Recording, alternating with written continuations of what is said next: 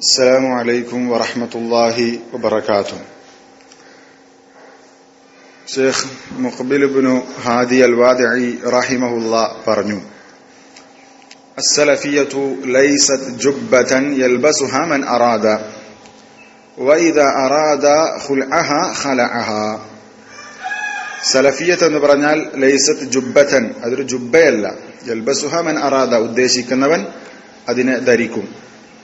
വൈദ അറാദ ഖുൽഅഹ, അത് ഊരിവെക്കണമെന്ന് അവൻ ആഗ്രഹിച്ചാൽ ഖലഅഹ, അത് ഊരിവെക്കുകയും ചെയ്യും.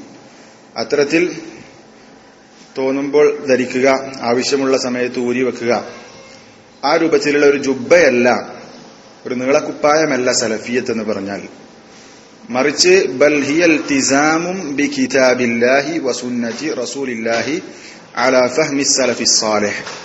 മറിച്ച് കിതാബിനെ മുറുകെ പിടിക്കുക, സുന്നത്തിനെ മുറുകെ പിടിക്കുക, സലഫു സ്വാലിഹികൾ മനസ്സിലാക്കിയതനുസരിച്ച്